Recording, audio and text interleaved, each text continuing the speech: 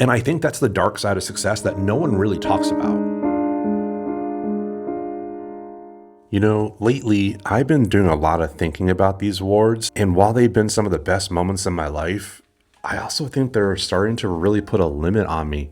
And today, I want to talk about why success can also be a really bad thing. Now, over the last few months, I've made a lot of videos about what it was like to be a 3-time photographer of the year and how much these photos meant me. I actually grabbed the wrong one. This is my photo of the year. It's not the actual photographer of the year. Hang on.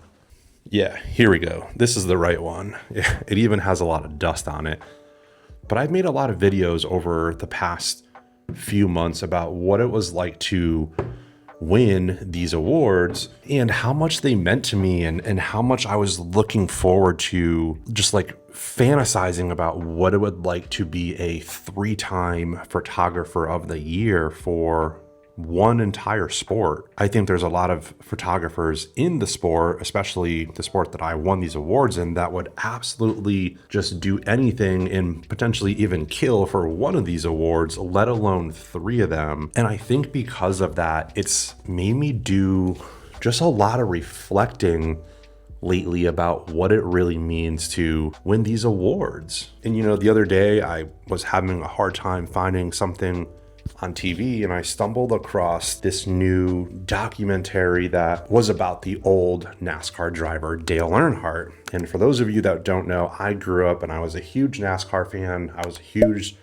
Dale Earnhardt fan, and then when he passed away, I became a huge fan of his son, Dale Jr. And when I'm watching this series, you know, it's talking about obviously how much of a legendary career that Dale had. He won 7 championships, you know, won a ton of races, but he never won the Daytona 500. And in 1998, you know, he finally won the race, you know, won like essentially the Super Bowl of NASCAR, and how much that became, oh gosh, this is way overexposed now. There we go.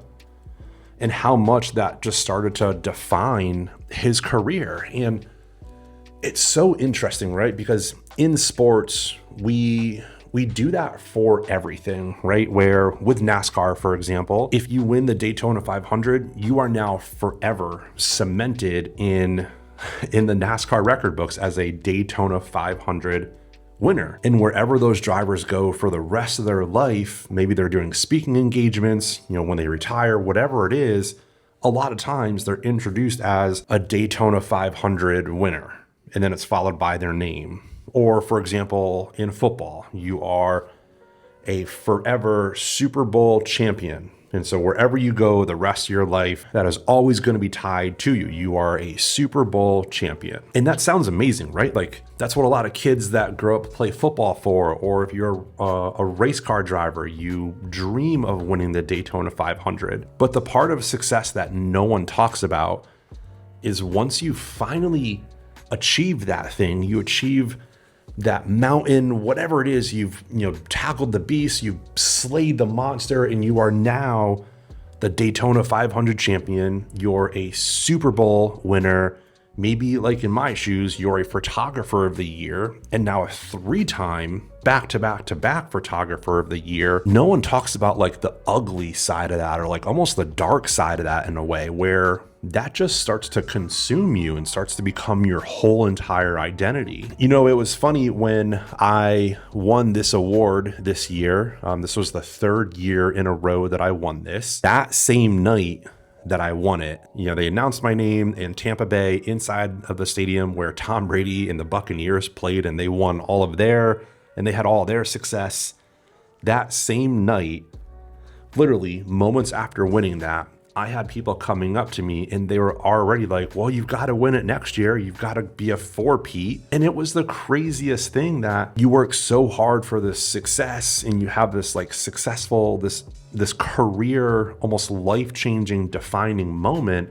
And people are already talking about, well, how are you going to do it next year? How are you going to repeat next year? And psychologically, that starts to put like a toll in the back of your mind. And you start to like, well, yeah, I guess I have to do this next year. And well, what if I don't do this? Like, what does this mean for me as a person? What does this mean for my legacy? How will I talk to these same people next year if I don't win it? Like, what will those conversations be like? And I think that's the dark side of success that no one really talks about. And so for me, what I've been really trying to work on lately, since stepping away from the sport of paintball on a professional level and, really diving into this YouTube channel, I've wanted to really kind of figure out who I am as a person and start to figure out who I am when I don't have this identity that's tied to me and my brand. Everywhere I've gone for the last few years, whether it's been work, it's been anywhere personally, traveling with family, everyone has always associated me with being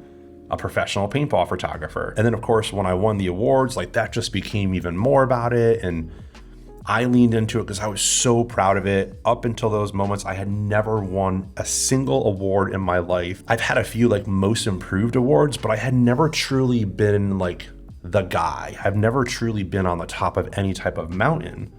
And when I won that, I just didn't feel like I deserved it. And I had like this imposter syndrome in a way. And so like I even wrote a book, called Finding Me from Imposter to Icon. And I talk about like all the struggles that I went through going through imposter syndrome when I was standing on stage winning that award. And I really think some people that have success, it's really hard to break out of that success and to do anything else. So I think, sports is a great analogy for this because you have a lot of players who find success in their sport and then they want to move on and do something else. Maybe it's start their own business, maybe it's start a sporting agency or a training facility. And it's really hard to break away from that. Hey, you're a Super Bowl champion. Why would you want to go do that? Like you've made it, you're at the top of the mountain. And then for those of you that are not necessarily sport fans, maybe you're a content creator. We'll use Casey Neistat for a prime example, right? Casey found so much success as a YouTuber doing daily vlogs. It just became a part of who he was. Like it was an expectation every day that this guy had to put out a new video. And if he didn't, there was a lot of pressure on it. And then at some point, Casey wanted a little bit more. Casey ended up wanting to start a company. And then that's where he started his company called Beam. And at some point, a lot of people just didn't believe in him. They're like, why would you do that when you have all this wild success on YouTube? And so that puts a lot of pressure on people who want to go chase another dream and to go explore and go figure out more of who they are as a person. And then that even comes with even more pressure because if you aren't successful in that thing that you're leaving, that you're chasing, then everyone else starts to say, well, yep, obviously you weren't going to be successful in it because why would you? And so success is honestly just like, it's a crazy thing. We all want it so bad. We all want to be successful in whatever it is that we're doing in our life and we're doing in our career and all the things that we're chasing. And I really hope this doesn't come off as sounding like I'm conceited or that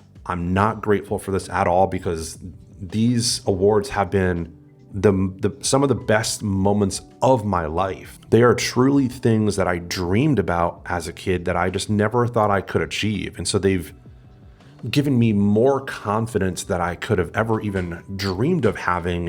And now that I've won them, I have learned so much more about myself that I can go tackle and achieve more in my life. And so they've literally have changed my life. But I think to sum everything up, the most important thing I want to leave you with is that the takeaway is just because you're successful in one thing, that doesn't have to define you for the rest of your life. Like you have permission, use this video as giving yourself permission to go try something else. If you've had a really successful professional career and whatever it is that you've done for work, but you want to try something else, it's okay. Go try that. Maybe you've been really successful in a hobby like I have, and now you want to go try a different hobby and go back to being a beginner. And when you're a beginner, it's messy. You kind of fail and you grow and it's really clunky. Like, go do that. There's nothing wrong with that. You may not be the person, you may not,